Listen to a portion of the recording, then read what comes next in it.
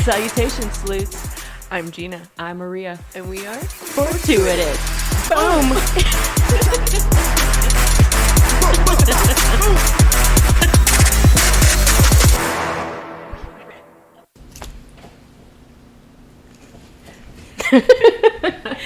Now we're ready. Welcome to...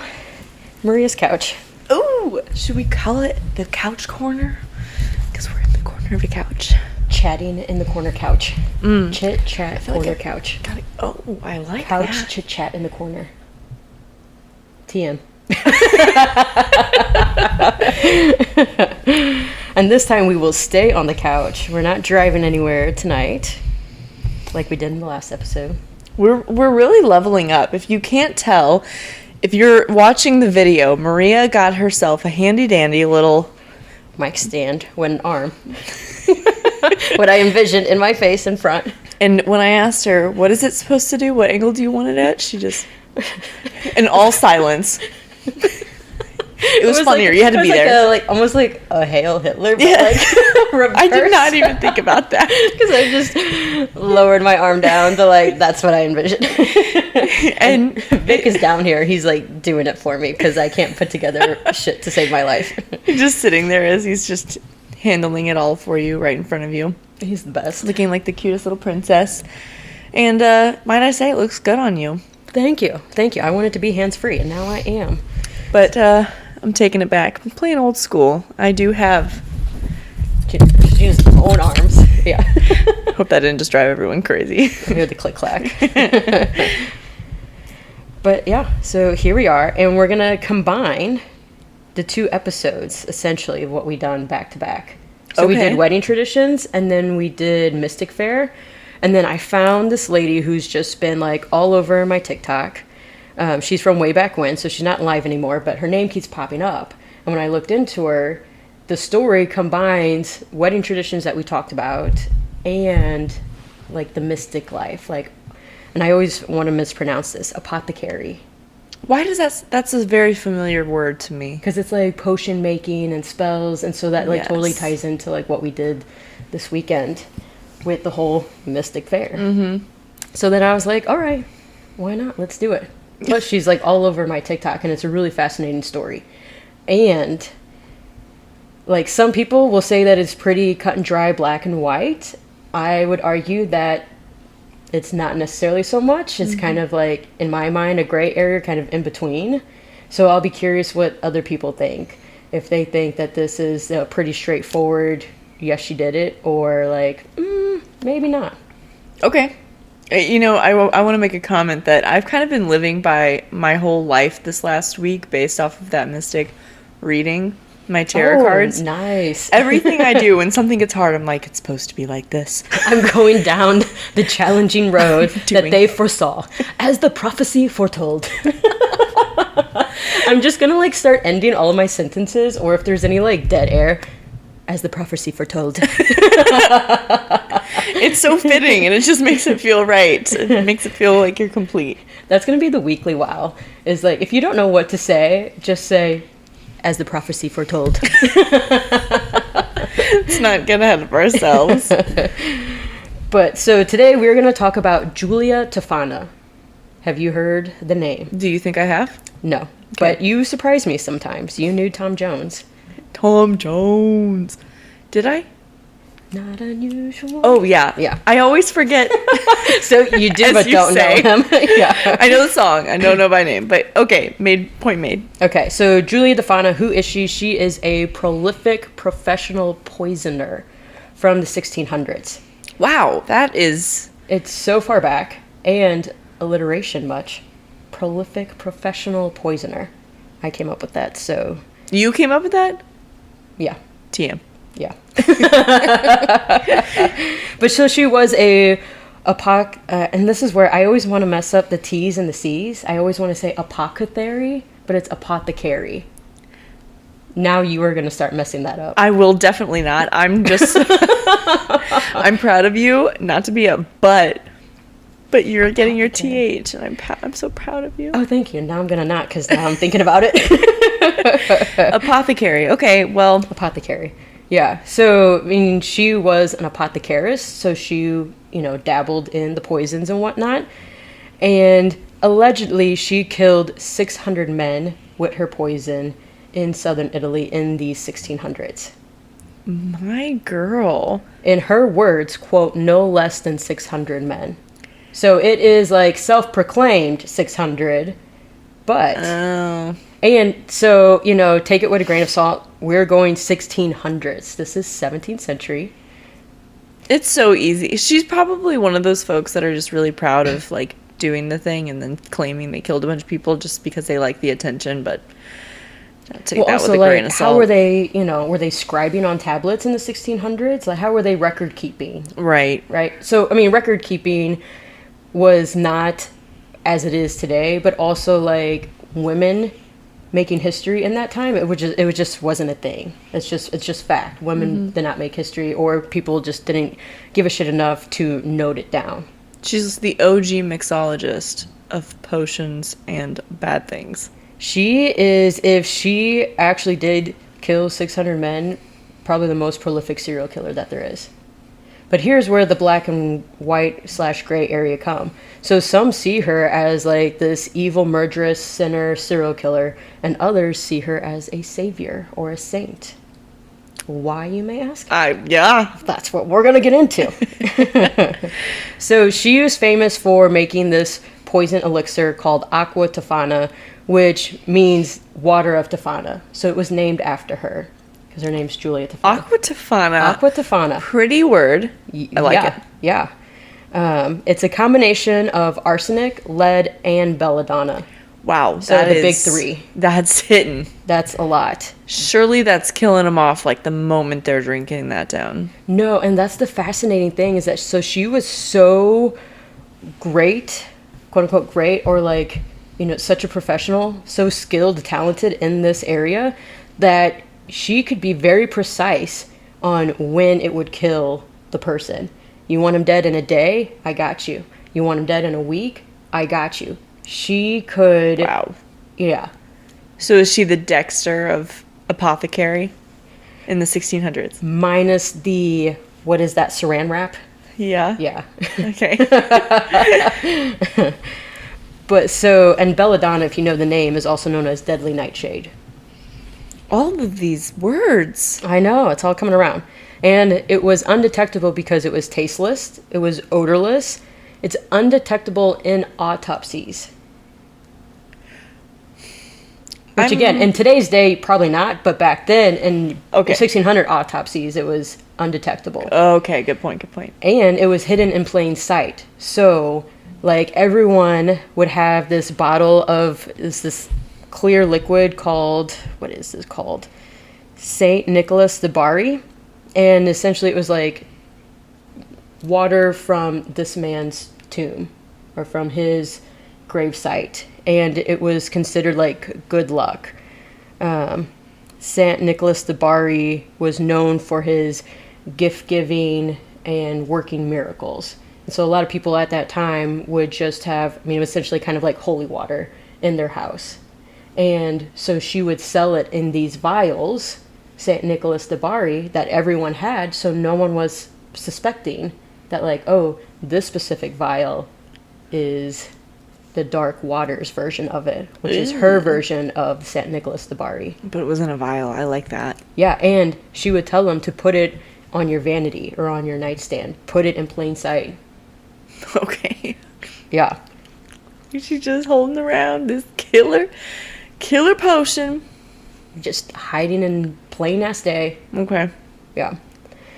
And then a thing also to note is that back then women essentially only had like 3 choices, quote unquote choices. So 1, you got married. 2, you joined a convent, became a nun. And the reason people would maybe want to do this, because I was like, who would want to become a nun? Why would you want to do that? You received... Who would want that? Why would you want that? I was genuinely curious as to, like, why would you pick that as a choice? And so, 1, you could escape, like, these family expectations of becoming a wife, a mother, house servant, etc. You would receive a higher education. You would escape the dowry expenses, which is like you essentially your family is paying you to get married, which we'll get into as like one of the traditions. It was a safe space, so you were free from men. And then for some people, right, so it's like, are more people going to become nuns Maybe now? not so bad. And then some people just were like super religious, and they wanted to choose that as their life path. Checks out. Yeah. So you have those two, getting married, becoming a nun, or just go to the streets. But majority of the time, your family / your father already decided for you before you were old enough to decide what you wanted to do. Who's choosing for their girl that they're going on the streets? No, like they're going to choose for her to get married. Oh, okay. And chances are they're going to have a husband picked out before you even know what a husband is. Husband. Yeah, that sounds about right. Again, 1600s. This is all checking out. No choices in Italy whatsoever. Yeah, yeah. Italy. And so when you listen to the story, it's very easy to sit in our 2024 privileged chair and judge. But, you know, you weren't there. This was 1600s, and desperate times call for desperate measures. So some of these women may have felt like they really did have no other choice. Would you ever go back to the 1600s? Fuck no. Is there any period you would go back to? 1970s, 1980s. Okay. You can go back as far as you want. I don't have any interest. Of all the stories that we have talked about that go into the 1800s, it's the wild, wild fucking West. Yeah. But I'm talking the Aztecs, like, you can go way the fuck back. You're not interested in any of that shit? Maybe Jurassic Park time, like dinosaur really? time. No, see, I'm just reminding you the options. I have no interest in going back to any of those times. Yeah, especially, like, when I think of the Aztecs, there's this movie, I'm digressing wholly, but it is wild, and it makes a lot of context into why I would never go there. Well, there's human sacrifices. There's a whole lot. People are ruthless. People are animals. I think that was Yes. before the evolution really pulled through on people being humans. Yeah, and we are still evolving. We're still working on it. We're still got a ways to go. but we're not as barbaric. Oh, man. Barbaric. That is the best way to describe it. Yeah, I would not. Yeah. 70s, though, I mean, it still had its things, but I think it's pretty standard. A lot of folks would be like, yeah, 70s were a rad time, and I would go back to that, too. Yeah, I'll throw in the 60s also. Not the 1600s, though. Nope, fuck no. Okay. Carry on. So just, a little something to keep in mind. We are very privileged, especially, here in America. And so, maybe just open-minded listening to it. Okay. My mind is open. Everybody else, just like that. All right, so one of the choices that you absolutely did not have was divorce. So you got married, and there is no way out of that. There is no divorcing. That's it. I don't want it. You're in it for the long haul. I'm done. Regardless of if you got along or not, or regardless of how abusive your husband may be. Mm-hmm. So you were just in it. And like I said, I'm not condoning what she did. I'm just saying. I already see where this is going. There's multiple sides. So, story takes place early to mid 1600s. We're in Italy. So we're in Palermo, Naples, and Rome. Guilia Tofana was a woman of the 1600s, progressive for her time because she decided that she was not going to get married. She was skilled enough in her apothecary skills, and she had help from family to go ahead and open up her own shop. She was a businesswoman, boss bitch, entrepreneur, which was very unheard of and unseen for the times. So what did her parents set her up for? Well, we'll get to her parents. Okay. But at 15 years old, she decides that she's going to go off into the world and become this business owner and open up her own apothecary shop. Again, with the help of some family friends. And mentioned earlier, she has a knack for potion making. She's pretty skillful at it, and she can get pretty precise. Mm-hmm. I mean, she was doing other things, obviously, besides making this elixir. So she, did potions, ointments, medicines. A lot of the poisons that she used typically were for traps for like rats and vermin, because that was, bubonic plague and all that. Vermin was a thing. Don't make fun of me. When was witchery happening? I think we looked it up. It started in 1600s. Because if I have my times right, I'm thinking, how is she not being put up for death? I mean, this sounds witchy.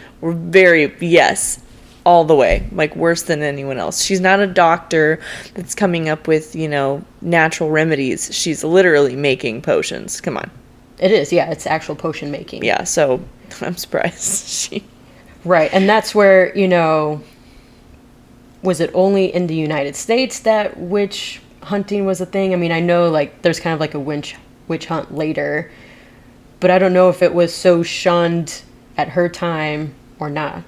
But yeah, that is a good point. Concept. But also, like, a lot of these people, like, needed her stuff with the medicines or the traps. So I think it was, because we'll see down the road, the police visit her shop multiple times and, leave it as is. Mm-hmm. Maybe a necessary evil. Okay. And so she would provide this quote-unquote special service for women in need. Already kind of hinted at it, but by women in need, I mean the ones that were in abusive relationships, whether it was mentally, physically, sexually, all of the above. And having grown up witnessing that and kind of experiencing it, she was more obligated to help those women out, and was also why she was so steered away from getting married herself. She had witnessed it firsthand with her own mother and then with other women that she knew.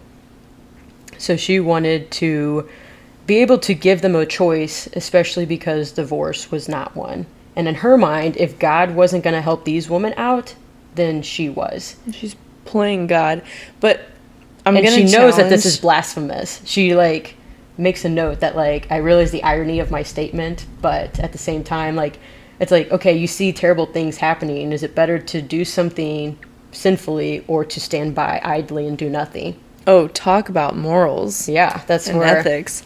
I think that I want to question and put this in everybody's ear.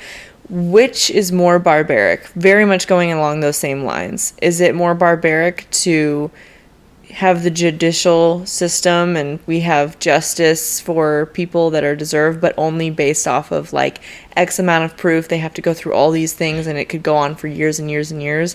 And sometimes they get out of it. Yeah. Or so they could be wrong about them actually deserving it or not deserving it, whichever way. But some people that are very deserving get away with it and don't get justice. So I'm is it more barbaric that we let that person go? Or can someone like this person come inside, handle it? Judge, jury, executioner. Yeah. I mean, play the part. Yeah, Dexter, Batman. Lots of beliefs. I think that if you have the ability to do it and you really don't care and you're doing it for the right reasons, my perception, my opinion, go ahead. So you're saying it now, even before we get through all of it? Yes. I don't know who she is. If she's doing it for the right reasons, if she knows for a fact and she kind of has the facts, like Dexter is my example. He went through the facts to make sure he was not just killing the person that doesn't deserve it. He made sure that they deserved it, and then he would go and do it.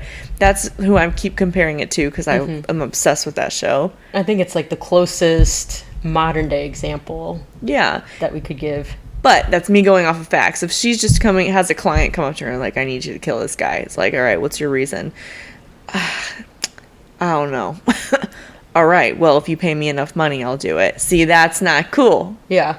And that's where, like I said, there's multiple accounts, multiple versions of this story. Mm-hmm. From what I have read, because I read a book on her and then I've read some articles, and they all have said, take this with a grain of salt, because we don't know what is fact. We can't go back and ask her, were your reasons moral? Based off what I've seen and what I have read, I would say she would do it for the right reasons, or try to do it for the right reasons. Okay. She was selective with it. But we'll get into it. Look at me just hacking you off left and right. You're thinking about it. So when she was initially looking, Julia, for an apothecary location, she was looking for a building that would, like, one, also serve as a house because she was going to live on the top floor, store on the bottom floor. But also she didn't want to be on the main street. She wanted to be on, like, in a well-known area, but kind of like in the corner so that it would be more discreet and, like, women could go in and out without necessarily being seen all the time. So she found a place in Naples and she set up her small shop, got, like, a sale within, like, the first day, not of the dark waters, but of just, like, something else. Got super excited. And then what she would do is she wouldn't sell these dark waters to just anyone.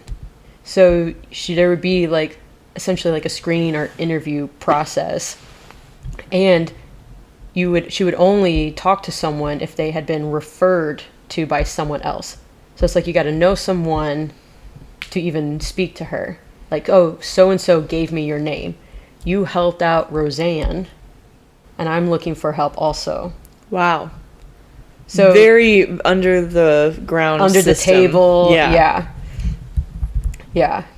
And mentioned before, it went undetected for so long because it was disguised as, you know, this thing that everyone else had in their house, the Saint Bari of Nicholas, or Saint Nicholas de Bari. Are we working backwards, or did I miss the part that explained why she even started this idea? We are going to timeline jump. Okay. And so let's see here, where did I leave off?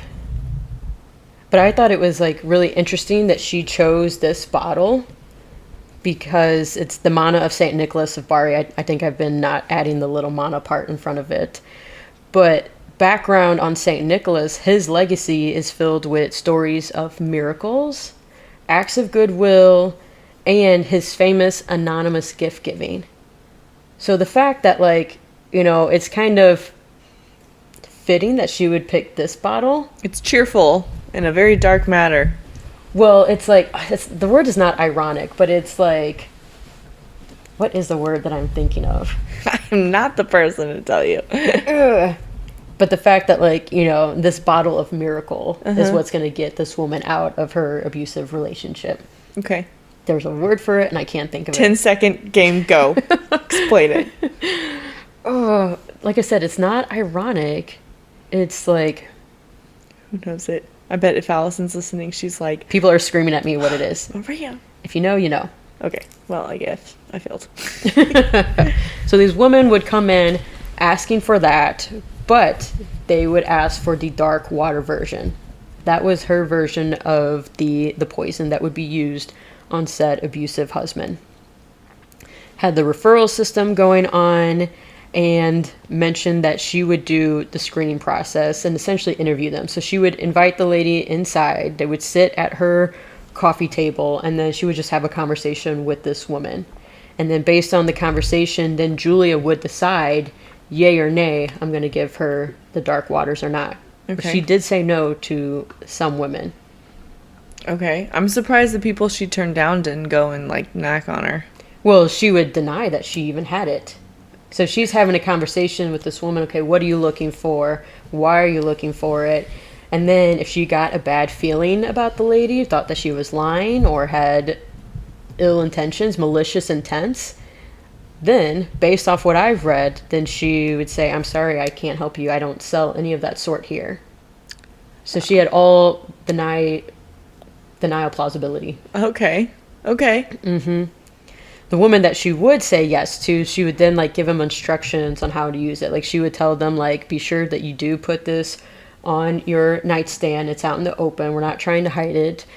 Get rid of any other poisons in your house after the deed is done. Otherwise, you know, if the police are going to come in, they try and search, they see belladonna or arsenic, which were common things to have in a house, then they might put two and two together that, oh, you poisoned them. They just would get the source wrong. Mm-hmm. Right. So she would instruct, depending again, if you wanted a day, 2 days, a week, whenever you wanted your man's or husband dead, she would tell you how many drops to put on which night. And the thing is, like, you had to be very sure, because once you started it on that first night, there was no backing out. It's still going to kill them, but it's going to be slower and more painful. So you had to commit. Oh. So it'd be like over like a 3-day thing. You're putting drops in their meals because, you know, it's odorless and flavorless. So you typically put it in their dinner or what have you, anything that, you know, the woman is making for their mans. Sometimes, you know, they would have to decide for 3 days that they're going to keep doing that. Wow. So she's not actually killing anyone. That's the gray area. She's not physically putting the poison in anyone's meal. She is supplying the poison to someone. That someone else is then going and doing the deed. Same argument as a gun. The gun is that's not... what I have in here. Yeah. Okay. And that is what she will say later on. Or maybe not her, but she makes some sort of comment like, you know, if you sell someone a gun, are you then responsible if they go and murder someone? Yeah. And I think, you know, it depends. Do you know that person is buying a gun from you to then go kill someone? Or did you just ignorantly sell them the gun? I think it depends on your knowledge. Again, intentions are a big part of this, but yeah, I am wholeheartedly believing she has not killed anybody. Okay. She does admit to actually killing, spoiler alert, but she does kill her husband. She she does get married down the road. It was like a long courtship, and then, you know, literally had to twist her arm, and then she said yes. He turned out to be abusive, and then she used her own dark waters and got rid of him. So she does admit to killing one man. Okay. But the rest, she's like, I didn't. I actually didn't. Well, all right. Right. So I'm on board with this. She would give him the instructions. They would do it. Accessory. Yeah, accessory to the crime. I just want you to know I was trying to think of that word for like the last 5 minutes, and I finally got it. I figured it out. And then Julia instructed the woman, okay, after your husband has died, request an autopsy. 1, that will take the suspicion off of you. 2, they'll do an autopsy and they won't find anything. But you have to be sure to get rid of your other poisons. Why does she have other poisons? Like the people in their house, if they have other poisons. And they would have poisons in their house for, you know, killing rats, or talk about one of the wedding traditions was women would actually use belladonna for eye drops. Like they would put belladonna in their eyes to give them that Puss in Boots look, or the glossy, dilated pupils But look. if you drink it, you die, but you can put it in your eyes. You can put a drop in your eye at a time. Eventually, yeah, it will accumulate, and, you know, you will die from belladonna deadly nightshade poisoning. But if you do a drop here and there, you're okay. It depends on the quantity and like how and what time frame did you consume that quantity. Okay. But yeah, so that's why, I mean, women, it would be very common to have belladonna in their house for that reason, for fashion, for what's in trend. Okay. And then it was interesting because, like, so these doctors, after the first day, would come to the house, and then they examine the husband. He's really sick, seemingly out of nowhere. Doctor can't figure it out.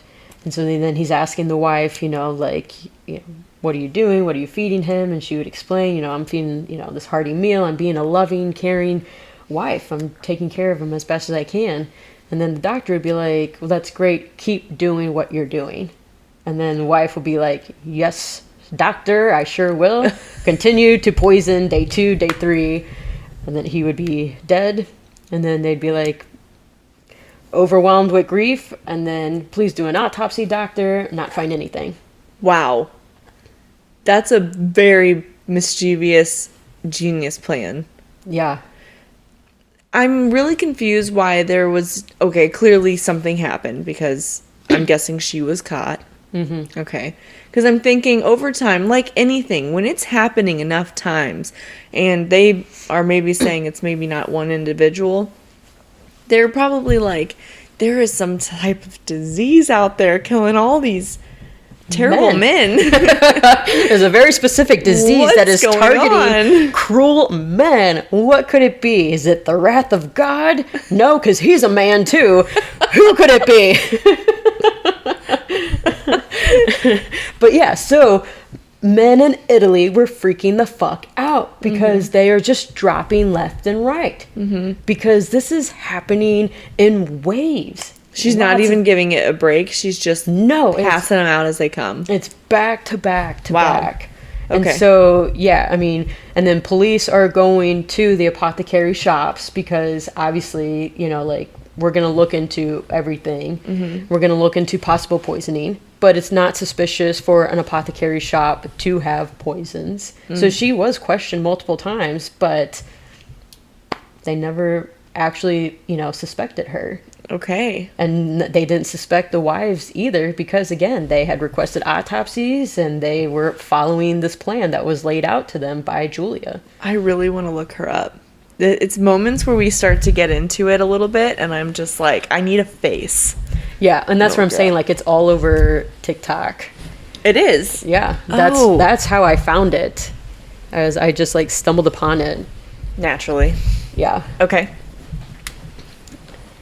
So Julie was passing these out left and right, but she didn't trust every woman. So this is where your question, like, came up, like, is she just giving it to anyone? No.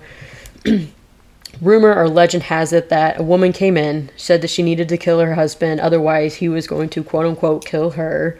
She did the same. Like, Julia sensed that something was off about her.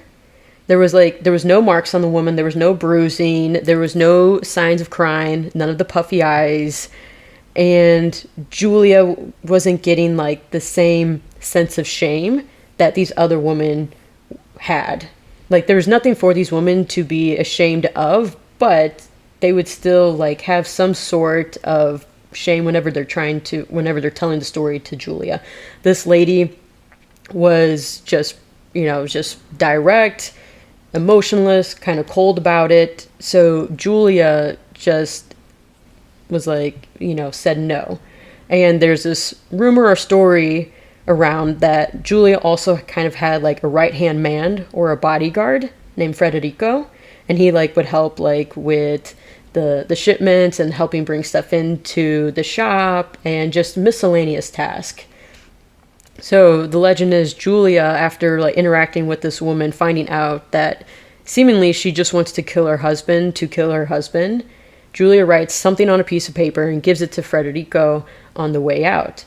Federico reads it, comes back maybe like an hour later, and then is asking Julia, why did I break this woman's neck and throw her into the river? What? Yeah. This is a legend or rumor or story that Julia had written something on a piece of paper. I don't know what she wrote. Federico was able to read it and knew exactly what he needed to do, which was essentially kill the woman and throw her into the river. Okay. So then he comes back and asks Julia, why did I do that? Julia explains that, like, she was going to kill her husband for no reason. She's a murderer. And she's a liability because she knows about the poison. So get rid of her. She is a problem. Handle the problem. Okay. So, and then it's like, then Federico says that he asked for a raise. Now he's into it. Like, he's like, now he knows, okay, Julia sells dark waters. Oh, he's going to be her henchman. If she needs anything from him, say, quote unquote, take care of a problem, he will do it, but he wants more money for it. Wow. Okay. Again, this is myth, this is legend. Who knows? I did look her up, and I don't know what I was thinking, because it is, in fact, the 1600s. There's no actual photo. There's, like, a painting. Yeah. It was like, okay, Gina. Good image, though. But it's a beautiful painting, if you look up the one that I saw. And then another time, another woman came in to request the waters. She did the same song and dance as the prior woman. Julia said no, but in this case didn't kill her. And then come to find out later, this is like years down the road, that woman was the sister of a dark waters victim. So her brother had died via the poisoning, and she suspected it came from Julia or from some apothecary shop. So she's going around asking for said poison, trying to, is it you? Is it you? Uh-huh. And Julia didn't take the bait. Ooh! Ew. Yeah. So she had a pretty good gut instinct, and she did, turn people away for a good reason. Wow. Ooh, that's interesting. Mm-hmm.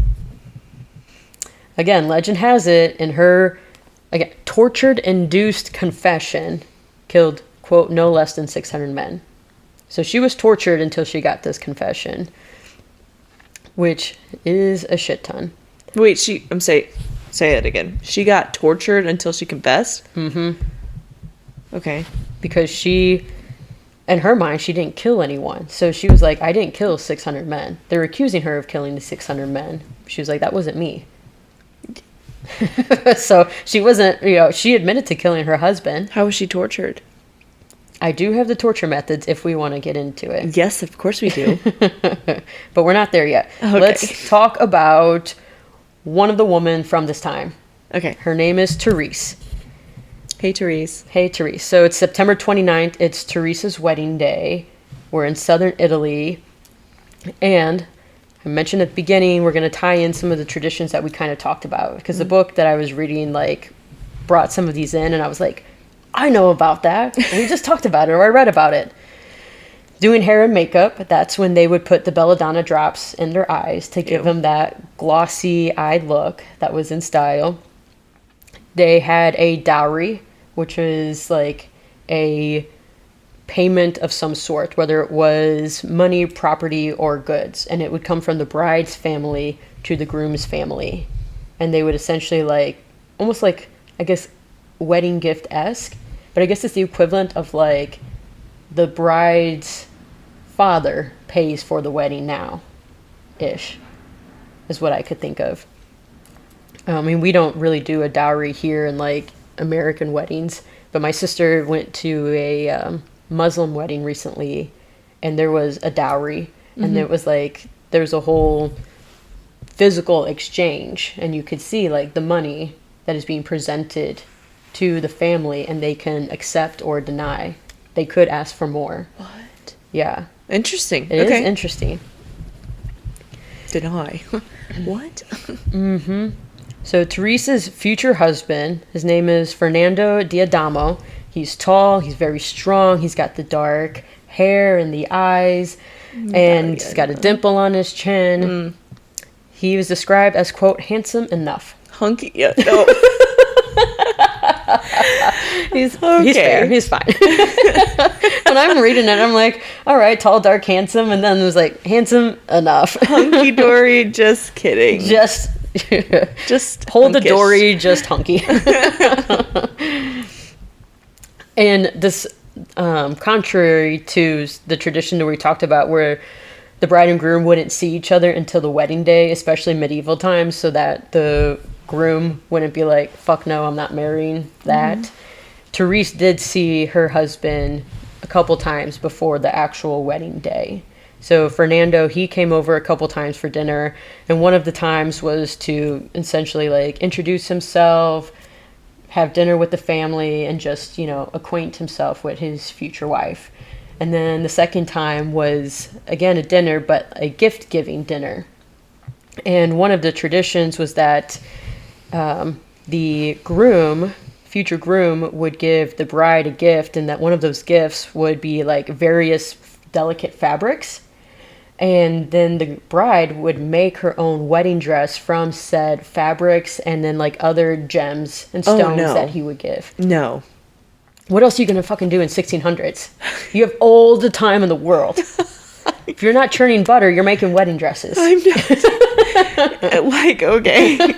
And just from a bunch of random ass fabric, that has its own set of questions. I'll leave that alone. I know, because in my mind, I'm thinking these little square patches. Where my head is. Fucking little beads and stuff. And I'm like, what is this? Arts and crafts? But it's your wedding dress. And it's a patchwork dress. Yeah. It's a quilt for your wedding dress. That's what I thought, quilt, yeah. Not a fan, but all right. Well, because the white wedding dresses didn't become popular until it was 16 something. So I think this was before white dresses were a thing. So you would just have these, I'm guessing the fabrics were longer. And Italian. So we have to kind of remember the place, because apparently everyone has their own traditions things. Yeah. And then tradition amongst middle-class folk of that century was, so after the groom presents the fabrics, the bride makes the dress. After the wedding, they would then sell that dress to recoup some of the money that he spent on the fabrics. Okay. So they would just get the money right back. They're not going to keep the dress. Okay. Mm-hmm. And then at one of these dinners, there was the whole discussion of the witnesses. You know, we talked about having witnesses for essentially like everything, including consummation. So they're discussing who... Oh, yeah, that one. Forgot about that one. And that has to be like for a very specific time and place, because there was no witness for the consummation in this scenario. Not for Therese and Fernando. Can you imagine me saying, I gotta go consummate the marriage. Maria, you coming? Come with me, my love. Are thy ready? Never. But here I come. It's going to get raunchy. What was the word that Greg used? Rambunctious. It's going to get rambunctious. It's going to get rambunctious. Saddle up, Sally. So they're discussing who the witnesses are going to be, and then you wouldn't have like this huge party of bridesmaids and groomsmen. You would have one maid of honor for the bride that was just someone that she really trusted and wanted, you know, support from for the day of and leading up to it. The best man was a little bit more difficult, and you had to be a little bit more selective who you picked, because the best man is actually the one that will purchase the rings and the bouquet for the bride. Oh, yeah. Poor thing. So don't want to be that. Right. And the best man is paying for the ring and the bouquet with his own money. Ladies, listen, if anyone is complaining about anything that they have to do, about if you got a man that is complaining about having to be the best man, or you're complaining about being the maid of honor, don't forget, you don't have to buy the wedding rings. Yeah. And the bouquets and all of that jazz for your people. A little perspective. Get with it. Quit complaining. The night before the wedding, Fernando did serenade Therese, and he made her, quote, blush profusely. They had like a swell time. They enjoyed a basket of cheese, fruit, and prosciutto, which was custom, gifted by Theresa's mother. Mm-hmm. Mother. I said D. Mother. I heard it really bad. And then similar to what we mentioned in the wedding episode, how like a lot of traditions revolved around superstitions, or we're doing it just because it is tradition. Mm-hmm. Apparently in the 1600s, that was also like a thing. Like they did traditions because of some superstitions, but also because like by 1600s, I guess there was enough time where like, oh, this is considered ancient tradition. Which blew my mind that by 1600s, they already had, quote unquote, ancient traditions. But so some of the superstitions that they had was the bride and groom, they wouldn't wear any gold jewelry except for the wedding jewelry. And then the groom would carry a piece of iron in his pocket. And that was to ward off any evil spirits. Okay. The bride's veil length depended on their time of engagement. 1 meter for every year engaged. How long were they engaged? Not long. So hers was probably not even 1 full meter. For every year engaged? Mm-hmm. Who the fuck is getting engaged and staying engaged That's where I'm like, all of these veils have to like literally just be covering their face. Yeah. Because no engagement lasted maybe more than a month. If it's really long. Well, then it's like, what happened? Like dating? Are you sure it's not dating? It's engagement? For every year engaged. Wow. Okay. Which I thought was, I was also confused because I was like, well, they really weren't doing engagements back then. It was decided that you were going to get married to this person, and then however many months it took to plan the wedding. Man, Pam from The Office would have had a stunning veil. Her veil would be from here to forever. Allison's veil would have been, 11 meters long, 10 meters long? Well, that's how long they were dating. Oh, dating, not engaged. Not engaged, yeah. Not to call her out or anything. Well, I just know their anniversary was recent, and they've been together, 12, They've been 13 together years. a minute, yep. Yeah, so my mind immediately went there, like, oh shit, that's a lot of meters. But yeah. Back to the wedding. Once service started, then someone would tie a ribbon across the church doorway to let others know not to enter. The wedding is happening. Okay. And then during the vows, the wife had to happily proclaim and vocalize that she will honor and obey the man. And then the bride would stand on the left side in case anyone tried to steal her or try to start a fight with the family. So then the groom could use his right hand, which was his sword hand, to retaliate, to attack. Yeah. Okay. So she stood on the left side. And then right after the vows, per tradition, the couple would smash the vase on the floor, which would go into, a million pieces. And then they would have to pick up the pieces together. We talked about that one. We talked about that one. And for every piece that they picked up, that would symbolize a year of marriage. Therese and Fernando did this, and they picked up 13 pieces. Oh. So that's only 13 years. That's kind of ominous. That's kind of like, yeah. Like, let's really slam the shit out of this vase. And if you try to really bust it down and you only get, it only like cracks in half, it's like 2 years. All right. But it's kind of like, a little like foreshadowing. That's funny. And in this case, there wasn't like I do and then the doing, the consummation. They said their I do's, and then Therese and Fernando had their ceremony. They danced, and then they had their toast. And during the reception, Fernando's tie would be quote unquote stolen, and then they would clip it into different pieces, and people would buy piece of the tie, and then any of that money would then go back to the couple to start their life together. Okay. Men would pay for dances with the bride, and then that money would then go towards the couple. I think it's funny how in depth you're going into the details of this tradition, which has nothing to do it with has like no, but you're like, oh, this goes so perfectly in hand with what we talk about. Like, I mean, I guess. But I just thought it was really interesting when I was reading the book. I was like, we just fucking talked about that. So well, yeah, thank you for letting us all know. Refreshers on the tradition. Or if you haven't listened to the episode, this is essentially the wedding episode. But yeah, okay. So they have a swell time at the wedding. Okay. Great. I'll end it on that. It was great and dandy, and end of the night they see the couple out, like they dance the couple out into like their home, and that's where they will go and consummate. They will close the doors. So all was great until the doors closed. Oh, this is where now we take a turn. Now it gets dark, because as soon as the newlyweds, Therese and Fernando, get into the house, Fernando's first words to his brand new fucking wife are, "Remove my boots." No, please. No, thank you. After it's done, just remove my boots. I thought that was going to be something so much worse, though. Well, his next words were, "In the bedroom." This is hot. This is kind of turning me on. That's what I have. I'm like, okay. Yes, sir, I will.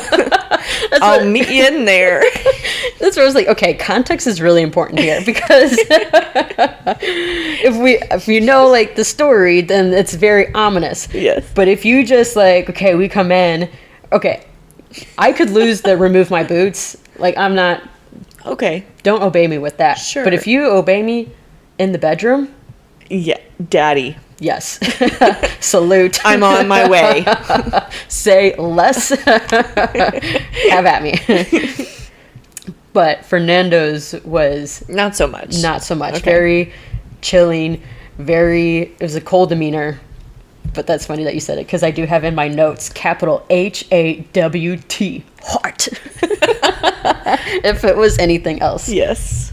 Now, I won't go into the details of what happened that night, but there was no tenderness in the consummation. Oh. And just harsh and rough. It was really pretty brutal. He was drunk. He is strong. And this is her first time. I need you to stop for a second, because I am here like, was it harsh? Was it rough? As I'm like, as you're getting like, she's getting all like hot and bothered in her seat. Tell me more. Yeah. And you're like, Like, no. You're about to get really dark here, for real, and I'm like, all right, well, I need to, like, contain myself, but I'm still like... Reel it back. So, all right, I have been contained. Yeah. Go on. Because she was left with bruisings. Mm-hmm. She was left with markings. Yeah. But not of the good type. I'll just say that. It's not good kind of markings. No, it is not. It is not. It's the wrong red. It's the wrong black and blue. Big flags. Okay. Yeah, yeah. And again, this is her first time. And, you know, she was kind of more innocent and was thinking it was going to be tender and magical. Yeah. And it was not. Okay. You know, sheets were bloody. She was uncomfortable. It was a horrendous experience. When you say first time, that changes everything. This is her first time. People would wait till marriage before they did. She is a sweet little delicate angel flower. A flower. Oh. That he just ripped all the petals off. Yeah. Okay. Yeah. So next morning rolls around. She is in a lot of pain. And she rolls over to him and he doesn't say jack shit to her. No apologies, no nothing. He just goes and sits at the table and is literally just sitting and waiting for her to make him breakfast. Again, not using his words like a big boy. He's just sitting there waiting for his breakfast. Mm-hmm. He did eventually say that he wants her to make this very specific sandwich for lunch. He's going to like head out, but when he comes back for lunch, he expects to have a sandwich with this specific type of meat, and he wants fresh baked bread from the bakery. He was very adamant that it had to be fresh baked bread from the bakery. So she was like, all right, I will do that. And then he was like, by the way, I left money for you on the nightstand. Thank you, sir. Giving prostitute, giving whore, giving, you know, this is your wife. This is like, okay, didn't take it that way. I was taking it like he's giving his wife some money so she can go do some things for the day. No, it's like he used her and then put money on the thing, on the nightstand. Is that what you read, or is that how you took it? That's how she felt about it. Oh, okay. Yeah. Okay. These are her words that she says she felt like a whore. Okay. Okay. She wasn't seeing it as like, she wasn't grateful that he left the money on the nightstand for her. It's like, thank you. Wow. And like, I mean, in my mind also, when I read that he just left money on the nightstand, I'm like, that bitch. And then you're like, you're immediately like the opposite. Like, oh, how nice of him. Like, I had a rough night. I appreciate it. I'll go take care of it. Some money for your troubles. But, so she goes out Therese goes out to get some fresh baked bread. She's got the markings on her face so people can see it. The man at the bakery stand sees it and he's like, oh shit. But then he gets a smirk on his face and he was like, looks like Fernando had a great time. Mm-hmm. And then other people are kind of seeing it and they're like laughing at her and they're kind of catcalling. And this whole thing was just a power move on Fernando's part. I was going to say, this is not the reaction I thought was going to happen. No. So it's a power play. It's look what I can do. And then I'm demanding you to go out into public so everyone can see that I am a strong man, mm-hmm. that you are my property, and that look at what I am capable of. Damn shame. Okay. Yes. And what really pissed me off, but also, again, this is the time, is like no one said shit. No one did shit. Therese is going to her mom looking for some sort of help. And essentially everyone just ignores it because that is so commonplace of that time that like, it's like, yeah, this is part of marriage. Like, this mm-hmm. is what you just deal with. Yeah. Not really anywhere to go. So this is a client. Is that what I'm getting? I think I missed the entire perspective. Like, who is this person? Okay. Yeah. She's giving me the hold on. Yeah. We'll get there, is mm-hmm. what she's saying in her eyes. Okay. In my hand. By the way, Fernando is 49. Therese is 11. Therese is fucking 11 years old. He is 49. Therese Maria was promised to him when she was in her crib. This old-ass man's went to their house when she was a baby and was in her crib and was promised to him at that age. Why didn't you stop me from every reaction I had 5 minutes ago? Had I known this was a child. This is a child. Maria. Oh, that changes. Oh, no. Yeah. That actually breaks my heart. Yes. That is disgusting. You had me. Ugh, okay, 1600s, blah, blah, blah. Yeah. I had an open mind. I was ready for it. I was not ready for that. Yeah. No. Yeah. That is disgusting. It is appalling. But that was normal. Like, women would get married at 10, 11, 12 years old. And that's what I'm saying. Like, Therese didn't even have a choice because her father already promised her to this man when she was a baby. Maybe, but like, at the minimum, like an 18 or a 16-year-old, Not someone that is 16 times their age. Like a quarter of his age. A fifth of his age. That? Yeah. Yeah. That's just despicable. It is. So this abuse, because he abused her, went on for 2 years. Beatings, abuse, all of that, 2 years, until Therese becomes pregnant. This is 2 years, so she's only 13 at this point, and she's pregnant. Wow.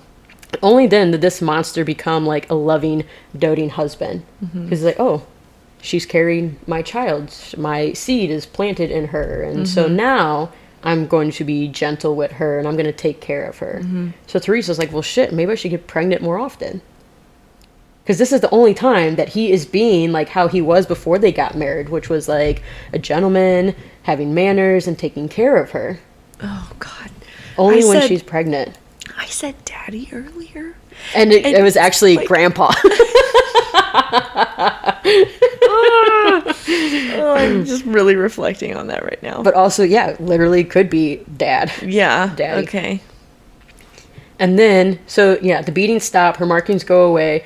Only now is when, like, friends and family would visit her. Because now they could interact with her and not have to ignore the signs all over her that she's being brutally beaten. Now they are comfortable going to visit. Okay.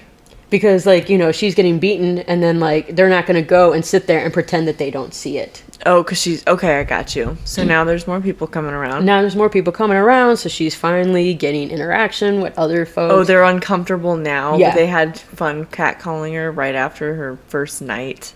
Okay. And it's like her own friends and family wouldn't visit because they were too uncomfortable to look at her. Fuck you guys. This same thing probably happened to you, but you're now not going to go and support your own daughter, It's sister. the culture. Yeah, it was. It was the time. Bad vibes all around. Yeah, and like I said, it's very easy to judge 2024. And it's very easy for me to get angry. But again, like, this was the time. Yep. July 9th, 1633-ish, again, whole record-keeping thing. Therese gave birth to a beautiful, healthy baby girl. Fernando flipped his lid. He was livid because it was a girl and he wanted a boy. How many pregnancies has she had? This is her first one. Oh, okay. So the very first child comes out as a girl. In his mind, he thought the whole time it was going to be a boy. Severely disappointed, storms out of the room, slams the door, and goes somewhere to drink and drown his sorrows. He wants nothing to do with the child or Therese anymore. So sad. Name of that daughter? Guilia Tofana. I see what you did there. You bitch. I'm Bitch. like, what is going on? Why are we here? Why are we so detailed with Therese? Wait, you were too detailed. That had me so lost. I'm sorry. And we're reeling it back. And now I'm back. Okay. All right. Okay, but so this is Julia's mom, Therese, that has experienced all of this. Right? Okay, yeah. So, and then Therese is going to be a little bad bitch. I'm feeling it. Yeah, apple does not fall far from the tree. No.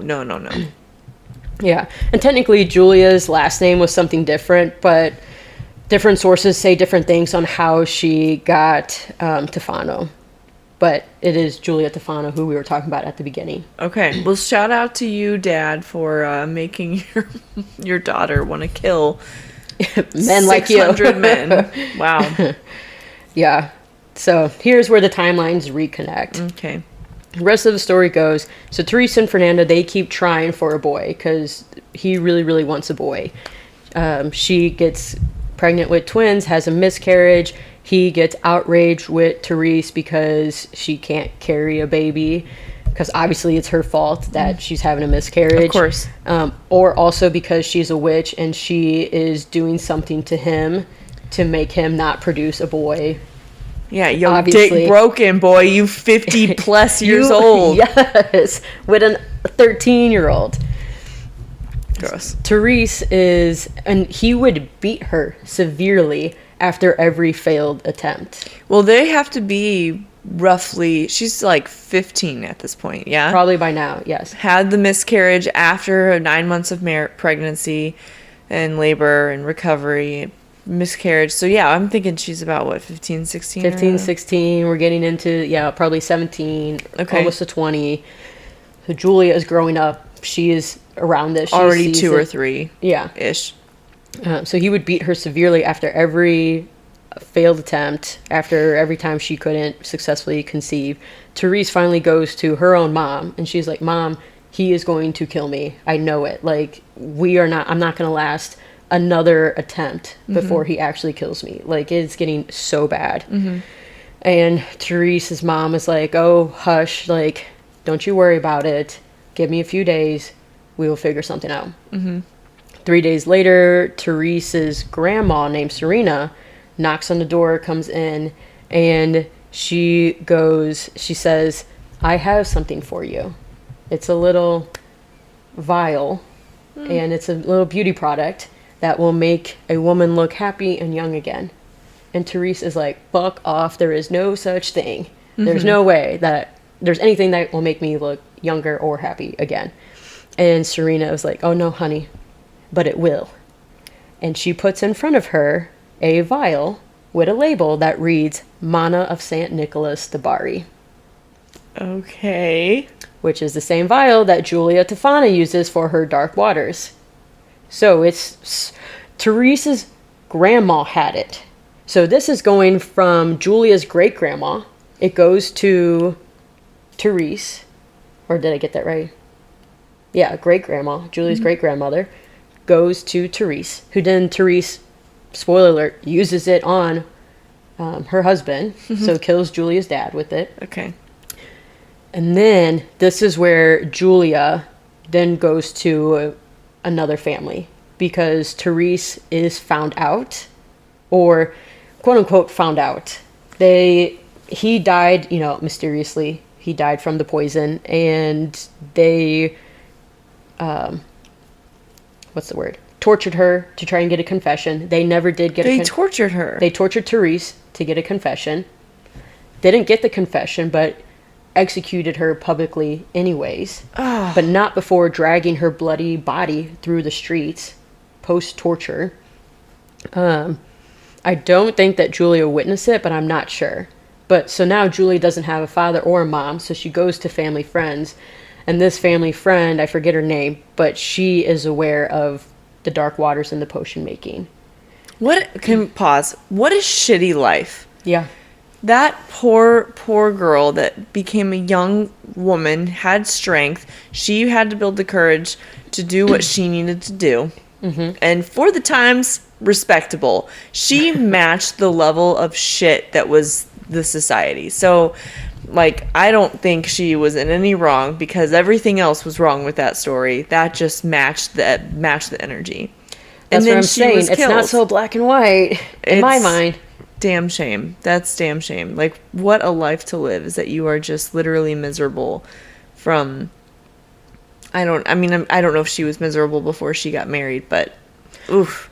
Yeah, I'm sure some were and some weren't. I mean, she was I know that Therese was like happy before the marriage, and they literally just celebrated her birthday like a month prior. And the great grandma gave it to her? Therese's grandmother. And she didn't say anything to help her out when this whole torture and confession time was happening? That's where, well, no woman is going to come forward, right? Because then she's going to go down with that. Well, woman. Grandma, you ain't got much more years left. Well, Grandma could probably be 33.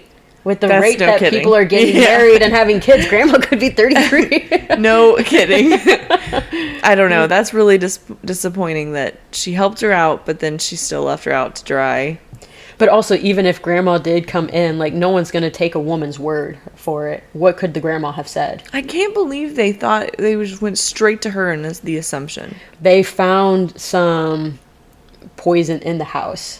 So Therese's mistake was she didn't get rid of it. She didn't get rid of it. Okay. So that's why it stuck in Julia's mind. It was really important. You use this dark waters, but you have to get rid of any other poison. I was wondering why you said that, because I'm like, that's so small detail, but very, very important. That was Therese's mishap.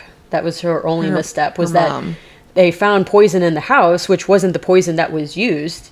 Yeah, he was poisoned, but they're like, you have poison in the house. He died mysteriously. You had to have poisoned him. She, denied everything despite being tortured. I want to know the story of how she found out that her mom did all these things. She's too young. Family friend. So Julia is 13 at this point, goes and lives with this family friend for about 2 years before Julia decides to go off into the world, because she's 15, and by then you are a full grown-ass adult at 15. She's ready to go experience life. Yeah. Julia's not married, I guess. Not married. She decided that she wasn't going to get married because by 10, 11, 12, she sees what's happening to her mom, and she has a very strong understanding of, that's probably going to be the life for me if I do that. I don't want to become a nun. And the only way she didn't choose is because her dad died. Mm-hmm. Or get chosen, I mean. Right. Her father passed, so there was no one picking a husband out for her. She's living with these family friends that she's kind of, adopted into, but they're not forcing any choices on her.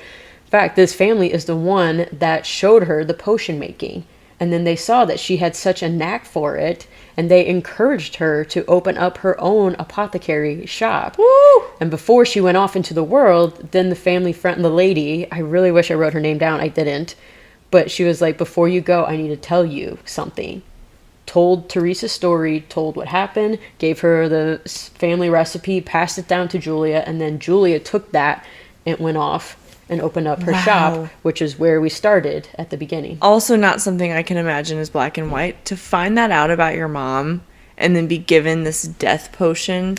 Right. What? You have to really digest that. That's going to take time. And you're being sent out on your own. I do not care the time. At 15. You are 15 years old. You are still going, your body is science. Your body is still working through puberty. You're still learning how to manage your emotions. I mean, there's just so many things that go into being 15. And then you're given that information with no more parents. Okay. The power that was in her hands at 15 years old. And she took it. And come on, give me more. Yeah.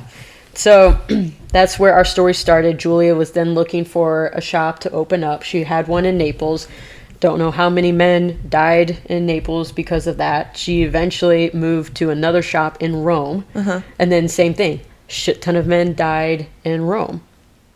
Eventually, a woman decides to grow a conscience. So one woman came to Julia because she was getting beaten. Same thing. She got the dark waters. And as soon as the husband, the abusive man, was getting ready to take a spoonful of his dinner that she had put the dark waters in, she freaks out and she slaps the spoon out of his hand. This is after about 600 men have gone. Yeah. I am really surprised this is the first time someone has been like, that someone has grown a conscience. Yeah. That has at last minute freaked out and decided I can't go through with it, and slaps his hand away, which of course raises questions. And she's not super strong. She, under torture and under duress, does give Julia's name.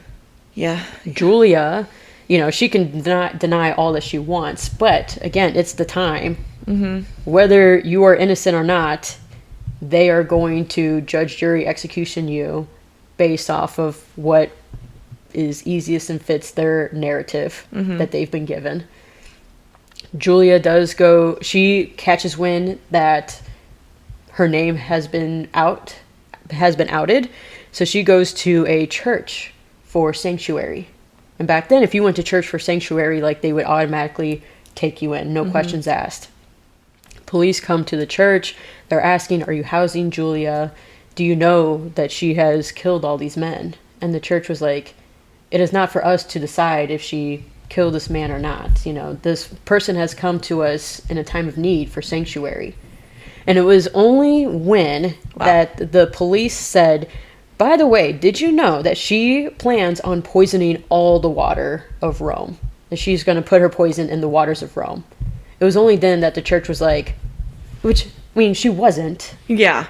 But they're saying they're trying to get her. Yeah. Yep. So then the church was like, well, shit. We don't, we don't want that on our hands. We can't be responsible for that. So the church does give her up. And then she is brutally tortured to no end. She, would not give them the satisfaction of screaming, of trying to show that she was in any pain. Like, she was rebellious to the very end. I'm not going to give you the satisfaction of showing you that you're hurting me. How old is she?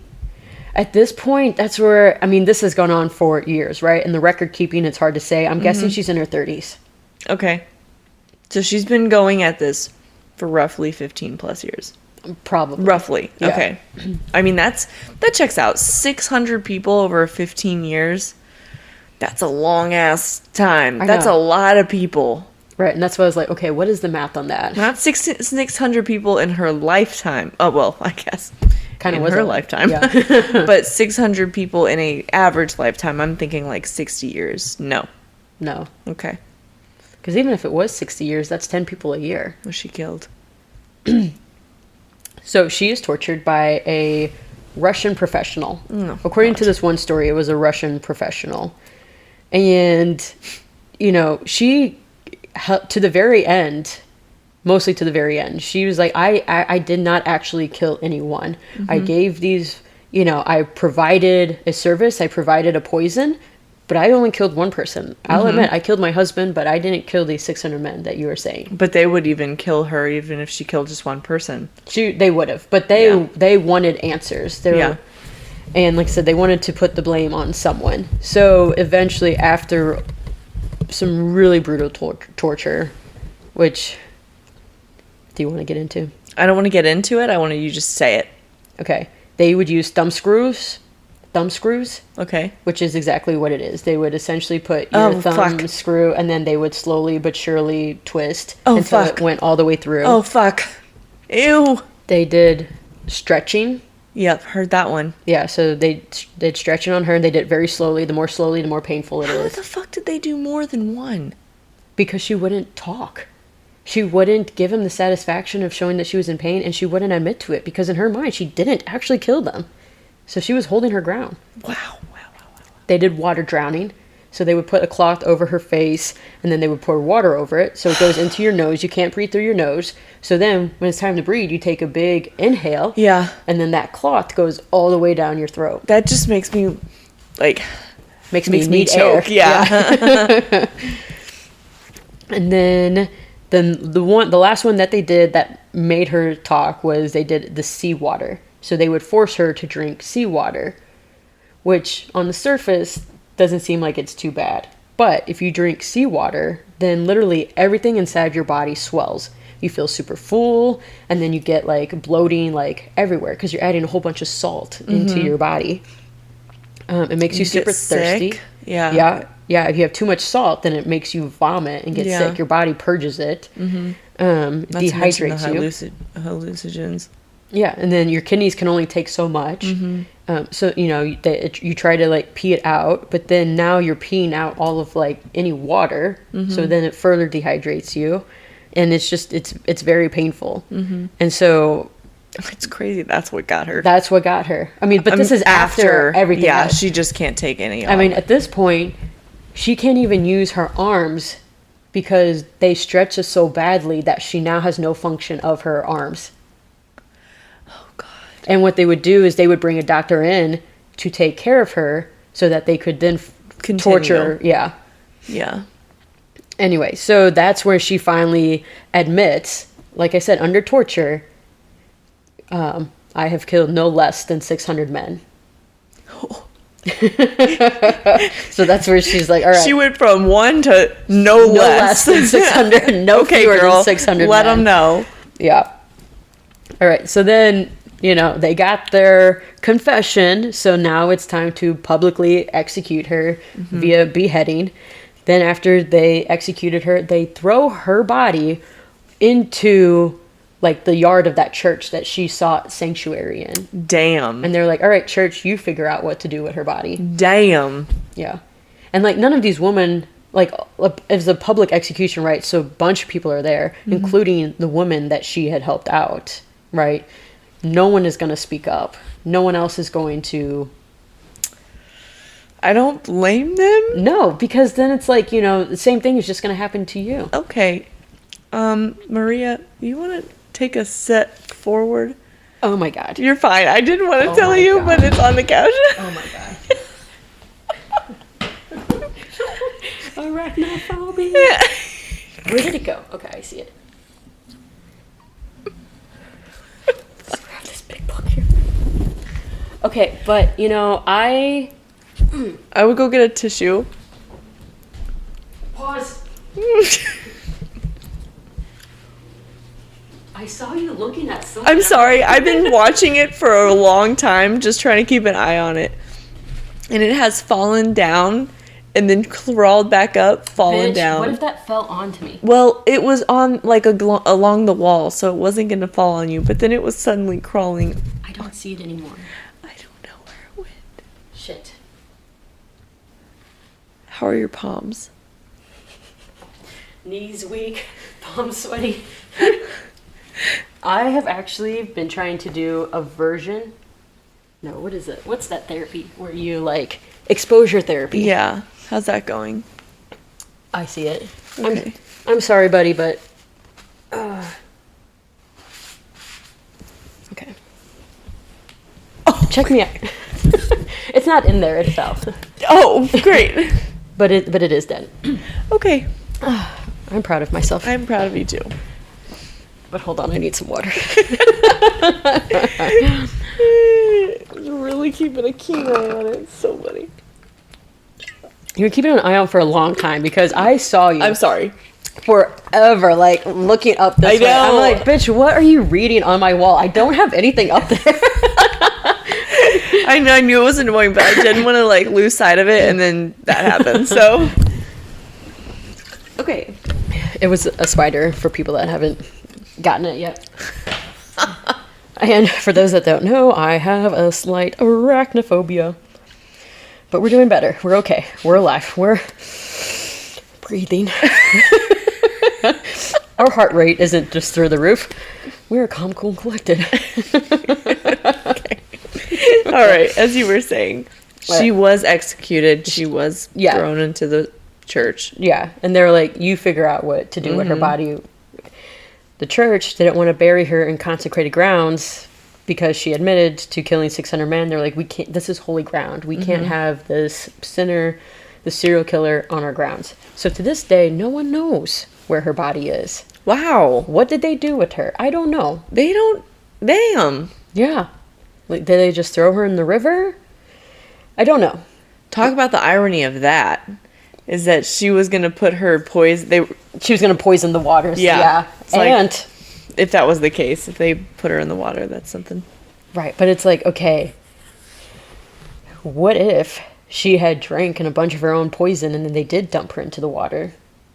Her body would eventually decompose. I don't know. I don't think that happened, but yes, that would be wild. And I don't think it decomposes like it does in the water as it does like in the ground. It just gets all bloated. Yeah. So, but yeah, I don't know. But just because Julia died doesn't mean that the Dark Waters died. Love that. Yeah. So, years and years after Julia had passed, we were still seeing some of the effects of the Dark Waters. The Dark Waters did not stop. I love that. Right? So, Pope Clement the XIV, is that 14? Yes. X is 10, V is 5, 1 before it subtracts it. I don't know. 14. Pope Clement, he lived from 1705 to 1774. He was rumored to have been a victim of Julia's poison.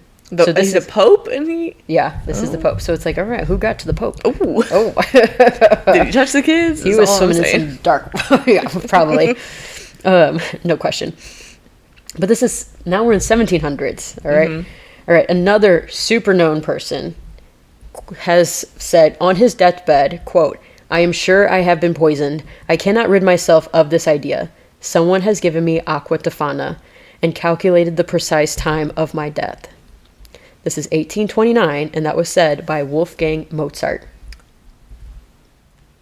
Right?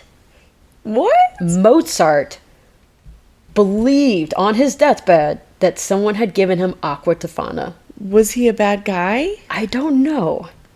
Because that makes me question. It's like, if you know the legend and it is always hitting these bad men. Yeah.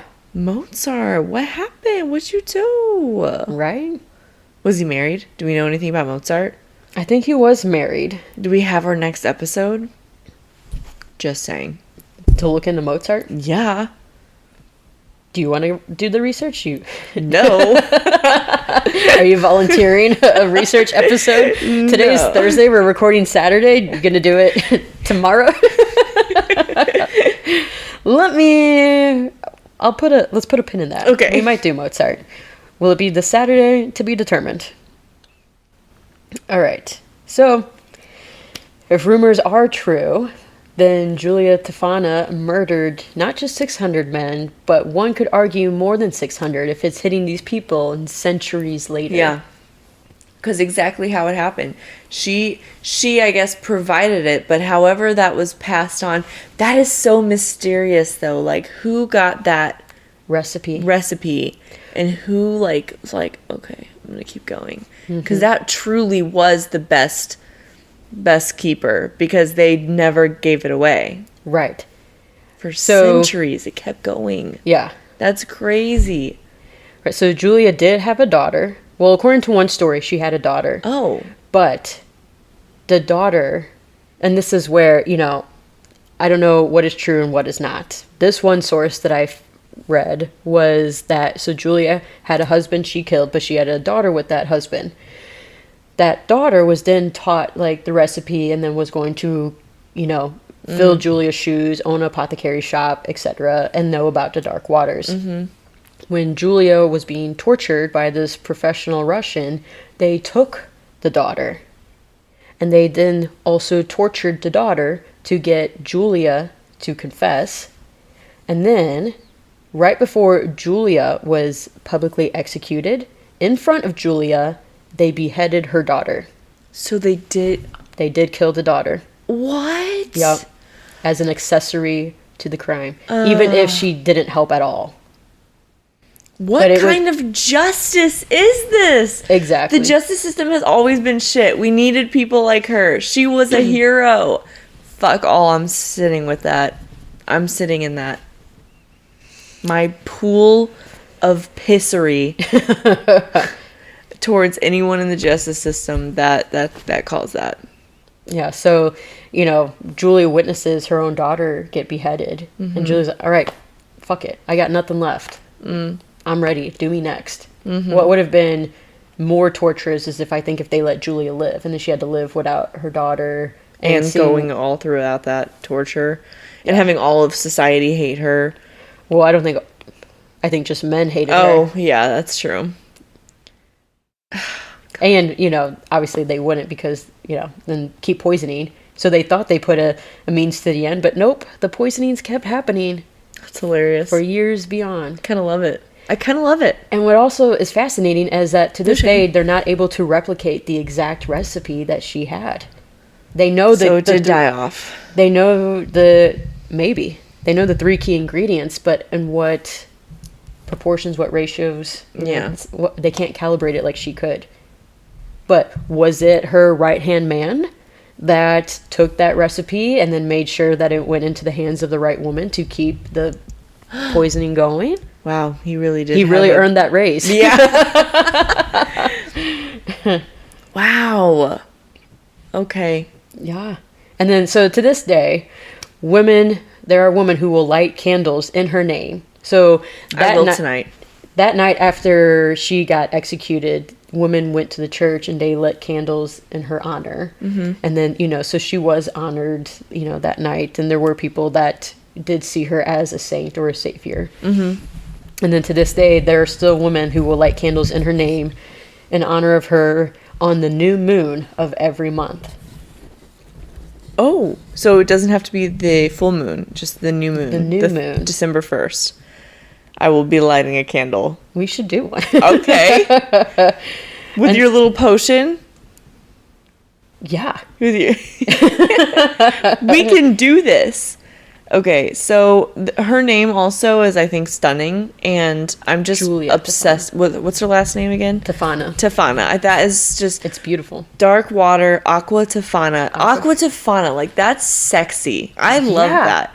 Water of Tofana, Aqua Tofana. There needs to be a perfume. Yes! I'll make my own homemade perfume. This is all coming together. Make your own perfume. We'll spray it. Have a little, On the new moon. Yeah. We'll have our own little honoring system. Okay, light the candle. Homemade candle, by the way. Naturally. Literally. Yeah. Okay, great. What's our weekly wow? I will end on a quote, and then I do have a weekly wow. So the book quoted, and I'll link the book in the show notes. It was really hard to get, by the way. You can only buy it on Kindle, and it only had 7 reviews. But I thought it was pretty decent. Mm. It says, quote, "Whenever women are brutalized or men are heavy with their fist, one can still hear whispers of dark waters. Kiss. I wish it would have said dark waters kiss." Well, we can make our own saying when we have like our little honoring. Okay. All right, my weekly wow. Get into potion making. No, Maria, this is right up there.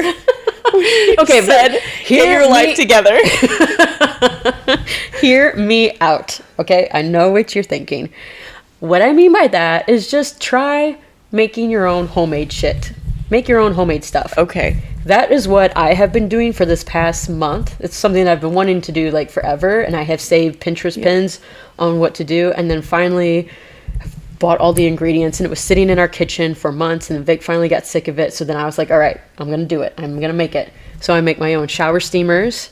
I make my own body wash, laundry detergent, dish detergent. I make my own candles. Your own cleaner. My own cleaner. I'm going to make my own perfume. I try to make lotion. I cannot get it down. So I don't make my own lotion, but I buy the scent-free kind, the unscented. You make your own ice cream. Make my own ice cream. Yeah, we buy food-wise, we've always done pretty well. Yeah. But it's like, okay, now all of the other stuff that touches the skin, let's go to that next. Okay. Because you can see it all over the internet and believe what you want to believe or not. But like a lot of the scents, the synthetic scents, are endocrine disruptors. So it fucks with your hormones. Mm. So, and I'm not saying to get rid of everything that is scenty, candles, shampoo, whatever, because literally everything has added scents into it. Mm-hmm. But I'm saying, maybe just try making your own body wash. Or if you don't want to make something, then buy something that is unscented and just slowly but surely change it out. Because I will say I feel a difference. And I don't know if it's placebo effect or not, but I do feel less foggy, if that makes sense. Which is, I think, a next step up for you, because you've always been very health conscientious, and you're very, like, you get your your emotional cleanse when you do physical activity, you get good rest, you don't really drink alcohol. So there's those little things that are like the common indicators of, hey, try this and your life will be a little bit better. But now you're leveling up by having all natural remedies and taking care of your body a little better. Yeah. And you're more or less foggy? Which is wild, right? Yeah. Because I don't even that know I what felt that lack good. of fog even like looks like. But what I'm going to be curious for is because I do struggle with my monthly cycle and being so fucking hormonal. My emotions are so hard to keep in check during that time of the month. So then I'm hoping that with all of my scent-free homemade stuff that touches my skin, that, is not disrupting my endocrine, that will help me with my hormones. I want to follow up with you in 3 months. I was gonna say, give it some time. Get it out of your system. Let it regenerate. Yeah. Sounds good. I actually was thinking about it because I kind of wanted to try making my own body scrub. It's so simple and lame, but I looked it up because we had talked about that not too long ago, and I thought it doesn't look that hard. The ingredients are pretty standard, but that was the thing. It was like, do I want to spend money on like $8 for just a basic smelly good scrub, or do I want to spend $30+ on all the ingredients to make? But you make a good point. You just have to be willing to like do more with it after that. Right. The ingredients will last much longer. It's just like eating out. Like you can eat out one night and spend, $50, or you can spend $50 on groceries that'll last you 4 days. 4 days, yeah. So it's same. Hit or miss. Yeah. And like a bunch of the ingredients that I bought, like I was going through and finding the different recipes for different things. So I can use a bunch of the same ingredients for various stuff. So, good. I've already ran out of stuff, and I literally just bought a 5-pound bag of beeswax. It's 5 pounds, because I'm going to make a shit ton of candles. And also, okay. You know what? Christmas gifts, everyone, there you go. You're going to get a bunch of homemade shit, whether you want it or not. That's awesome. I support it. Because it's also fun. And then Vic and I were joking that, I need my own potion lab. How fucking amazing would that be if I actually have, it looks like a potion lair, apothecary shop. If anything, definitely have your own shop and have a bunch of homemade natural things. Yeah. That would take off in today's, TM. My own shop with homemade stuff? Yeah. I mean, a bunch of people do that. I just need to, TM the name. Okay. Couch. Wait, you called it earlier. It was... We'll get there. Couch Chit Chat in the Corner. No, the other one. PPK. What are we TM? Are you not going to say it, or you just don't remember it? I don't remember it. Okay. All right, but yeah, go go get yourself or go make yourself some homemade stuff. All right. Scent free. Okay, bye. Bye. Please, God, still be recording the camera and still have storage. Oh. Is it going?